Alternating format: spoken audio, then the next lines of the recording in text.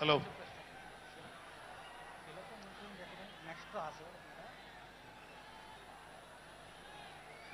12వ ఆవిర్భావ దినోత్సవం గ్రాండ్గా జరుగుతున్నటువంటి మన జనసేన పార్టీ ఈ సభకి విచ్చేసినటువంటి కార్యకర్తలకి, జన సైనికులకి, వీర మహిళలకి అందరికీ,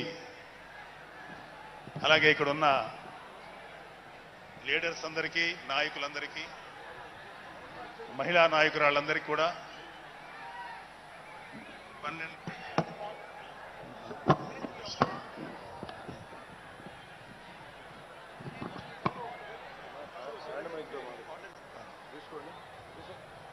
12వ జనసేన ఆవిర్భావ దినోత్సవ శుభాకాంక్షలు తెలియజేస్తున్నాం.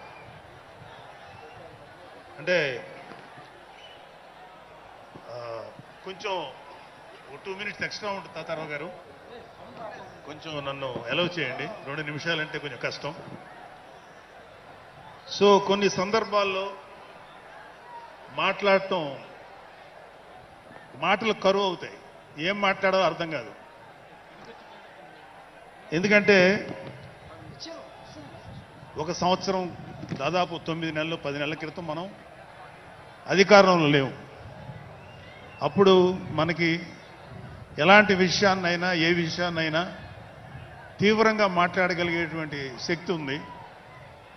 కానీ ఇప్పుడు అధికారం వచ్చిన తర్వాత మనం ఒళ్ళు దగ్గర పెట్టుకొని చాలా కేర్ఫుల్గా ఉండాలి. అలా ఒళ్ళు దగ్గర పెట్టుకోకుండా నోటికి వచ్చినట్లు మాట్లాడితే ఏం జరుగుతుందో మనందరం కళ్ళారా చూస్తున్నాం. ఇవాళ అహంకారం తలకెక్కి నోటికొచ్చినట్లు మాట్లాడి చిన్న పెద్ద తేడా లేకుండా బిహేవ్ చేసినటువంటి, మాట్లాడినటువంటి కొంతమంది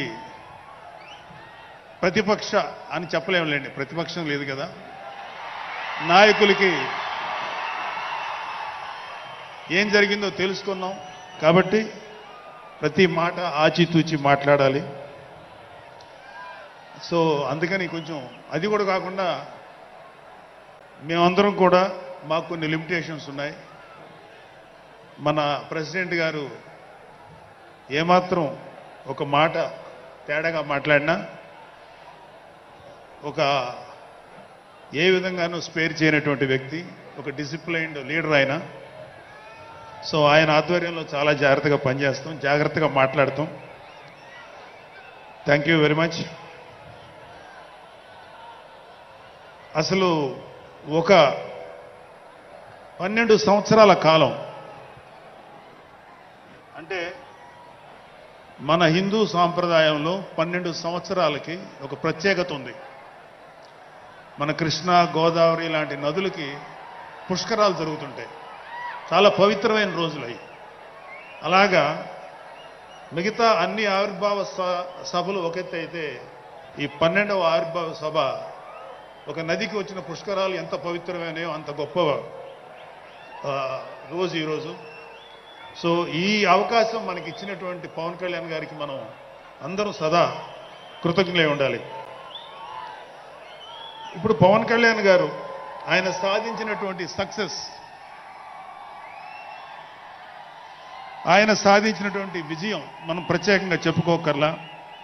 100కి 100% స్ట్రైక్ రేట్ తోటి ఆయన విజయాన్ని, అద్భుతమైన విజయాన్ని సాధించడంతో పాటు అటు రాష్ట్రంలోనూ దేశంలోనూ ప్రభుత్వాలు నిలబెట్టడానికి ఒక వెన్నెముగ్గా నిలిచారు. సో ఆయన గురించి ప్రత్యేకంగా ఏమీ మాట్లాడక్కర్లేదు, ఎందుకంటే చాలామంది చాలాసార్లు మాట్లాడుతున్నారు. మనం తెల్లారులేస్తే టీవీల్లో అన్ని చోట్ల చూస్తున్నాం. ఆయన తీసుకున్నటువంటి Panchayati Raj, water works, forest department ఎంత ఎఫిషియెంట్గా పనిచేస్తున్నారో, అలాగే మన మినిస్టర్లు తీసుకున్నటువంటి ముఖ్యమైన శాఖలన్నీ కూడా ఎంత ఎఫిషియెంట్గా పనిచేస్తారో మనందరం చూస్తున్నాం. సో స్పెసిఫిక్గా కళ్యాణ్ బాబు గారు ఎంత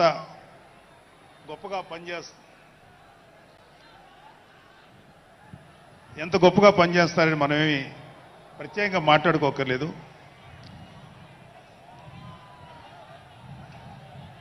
సో అయితే ఎన్ని మాట్లాడినా ఒక విషయం అయితే మనం మాట్లాడుకోవాలి. ఒక సినిమా స్క్రిప్ట్ కానీ ఒక ఉపన్యాసం కానీ దానికి కొన్ని లక్షణాలు ఉంటాయి. అంటే ప్రతి స్పీచ్లోనూ ఒక హీరో, అంటే ఒక సినిమాకి చెప్పిన ఒక హీరో, ఒక విలను, ఒక హీరోయిన్, ఒక హాస్యగాడు, ఇలా ఉంటారు.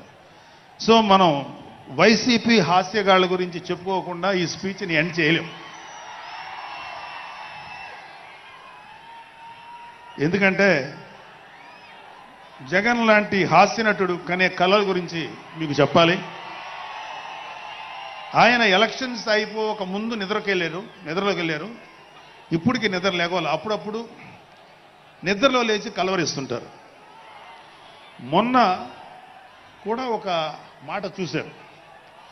కళ్ళు మూసి తెరిచేలోగా 9 నెలలు అయిపోయినాయి, ఇంకెంత, ఇంకాసారి కళ్ళు మూసి తెరిచేలోపుగా 5 ఏళ్ళు అయిపోతాయి, ఆ తర్వాత అధికారం మాదే అని ఆయన మాట్లాడుతుంటే అంతకన్నా ఏ హాస్యగాడు కూడా అంత అద్భుతంగా చేయలేడు. అంత అద్భుతంగా హాస్యం చూపిస్తున్నారు ఆయన. కానీ ఆయనకి నా సలహా ఏంటంటే, సార్ మీరు నిద్రలోనే ఉండండి, అప్పుడప్పుడు కలవరించండి, తప్పులేదు. ఇంకొక 20-30 ఏళ్ల తర్వాత మీరు కల్లో నుంచి బయటికి రండి, అప్పుడు దాకా మిమ్మల్ని ఎవరు డిస్టర్బ్ చేయరు. ఇది నాకు మనస్ఫూర్తిగా నేను మీకు ఇచ్చే సలహా. మీరు 20 ఏళ్ల తర్వాత మేలుకోండి, ఆ తర్వాత మీ ఇష్టం. మేమైతే 20 ఏళ్ల దాకా మిమ్మల్ని హ్యాపీగా పడుకోమనే సలహా ఇస్తున్నాం.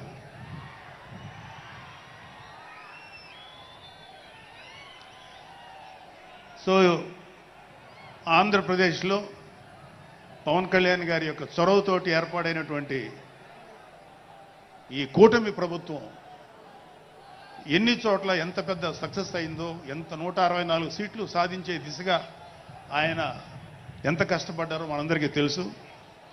అయితే మా అదృష్టం ఏంటంటే ఇక్కడ పిఠాపురంలో జరుగుతుంది కాబట్టి పిఠాపురంలో ఎలక్షన్స్ ఎలా జరిగినాయో ఒక 2 మాటలు చెప్పకపోతే, నేను పిఠాపురంలో పనిచేసి పిఠాపురం అభిమానుల యొక్క అభిమానాన్ని చూరగొన్న పవన్ కళ్యాణ్ గారికి, అలాగే పిఠాపురం యొక్క జనసైనికులకి, పౌరులకి నేను కృతజ్ఞత చూపించినట్టు అవుతుంది. సో వాళ్ళ కోసం ఈ 2 మాటలు మాట్లాడుతున్నాం. సో పవన్ కళ్యాణ్ గారు పిఠాపురంలో మమ్మల్ని పనిచేయమన్నారు. అంటే నన్ను, మా ఫ్రెండ్ అజయ్ గారిని, అలాగే మర్రెడ్డి గారిని, రత్నం గారిని, శంకర్ గౌడు, మహేంద్ర, పంచకర్ల సందీపు, ఇలా మాకందరికీ పిఠాపురంలో పనిచేసే అవకాశం ఇచ్చారు. మేము పని మొదలెట్టిన తర్వాత మాకు అర్థమైంది ఏంటంటే,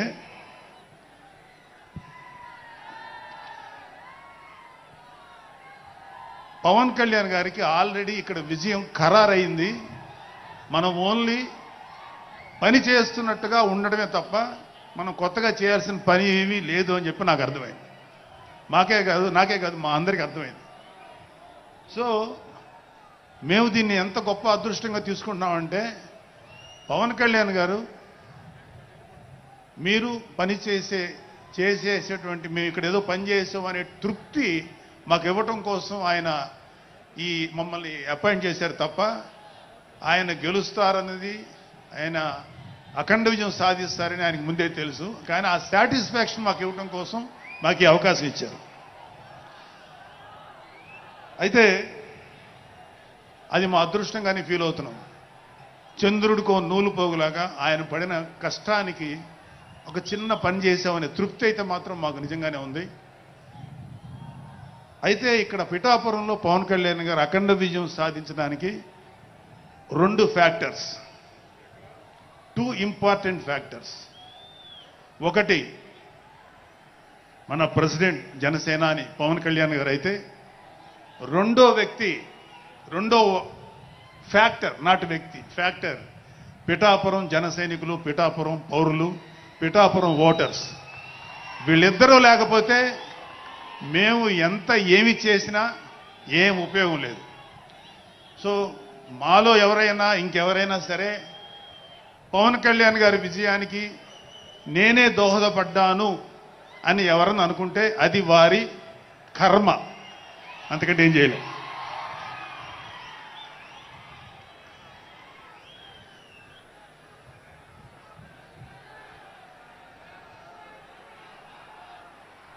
సో ఇక్కడ మన ప్రెసిడెంట్ పవన్ కళ్యాణ్ గారికి ఆయన గురించి చెప్పడానికి ఒక ఇంపార్టెంట్ విషయం చెప్పాలి.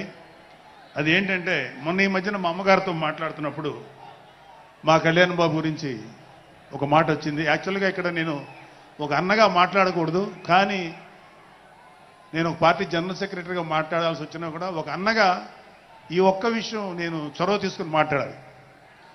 సో మా అమ్మని అడిగాను, అంటే ఆవిడ నాతో చాలా ఫ్రెండ్లీగా ఉంటుంది. ఆవిడని అడిగా, ఏదో మాటల్లో వచ్చింది, అమ్మ మమ్మల్ని అంటే ఏ తల్లి అయినా ఒక ఆడతల్లి ఒక స్త్రీమూర్తి బిడ్డను కనేటప్పుడు చాలా నొప్పులు పడుతుంది, అదొక పునర్జన్మ అంటారు. అలాంటిది నేను మా అమ్మని అడిగా, నేను పుట్టినప్పుడు ఏమన్నా పెయిన్స్ అనుభవించావమ్మా అని. మా అమ్మ అంది, నువ్వు పుట్టినప్పుడు నేను అనుభవించినది పెయిన్స్ భూమి మీద ఆడది అనుభవించలేదు, అంత కష్టం పెట్టేవాడు. అది మా అమ్మ చెప్పింది నా గురించి. సరే కళ్యాణ్ బాబు ఎలాగా అన్న. గొప్ప విషయం అంటే నేను షాక్ అయ్యా. వాడు పుట్టినప్పుడు నాకు పెయిన్ అనేది కొంచెం కూడా తెలియదురా, అలాగా నాకు పెయిన్ లేకుండా పెయిన్ ఇవ్వకుండా పుట్టాడు. ఈ విషయం నేను కొంచెం షాక్ అయ్యా. అదేంటమ్మా కనీసం పెయిన్స్ ఉంటాయి కదా, ఏమోరా నాకు ఏమాత్రం పెయిన్ తెలియకుండా పుట్టాడని. సో నేను ఏమంటానంటే, పుట్టేటప్పుడు కన్న తల్లికి కూడా ఏమాత్రం నొప్పి బాధ ఇవ్వకుండా పుట్టిన పవన్ కళ్యాణ్ లాంటోడు, అలాంటి నాయకుడు ఈ కూటమి భాగస్వామ్యంలో ఉప ముఖ్యమంత్రిగా ఉన్న నాయకుడు ప్రజలకి ఎందుకు బాధలు రానిస్తాడు? వాళ్ళకి ఏ బాధలు కష్టాలు రాకుండా గుండెల్లో పెట్టుకొని చూసుకుంటాడు. అది మనం కళ్ళారా ఈరోజు చూస్తున్నాం. ఇప్పుడు మనం చూస్తున్నది ఆవగింజలో అరవంతు మాత్రమే. కూటమి భాగస్వామ్యంలో పవన్ కళ్యాణ్ గారి భాగస్వామ్యంలో జరుగుతున్న కూటమి ప్రభుత్వం పరిపాలన ఆవగింజల అరశాతమే. ఇంకా చాలా ఉంది. ఇప్పుడు చూస్తుంది just tip of the iceberg. అద్భుతమైన పరిపాలన మనకు రాబోతుంది. రాబోయే 20 ఏళ్లలో ఆంధ్రప్రదేశ్ ఒక స్వర్ణయుగం చూడబోతుంది. ఎందుకంటే ఎప్పుడో స్వాతంత్రం రోజుల్లో కొంతమంది మహానుభావులు పుట్టారు. అలాంటి వ్యక్తి ఈరోజు పుట్టడం, ఈరోజు మన ముందు ఉండటం మన అదృష్టం.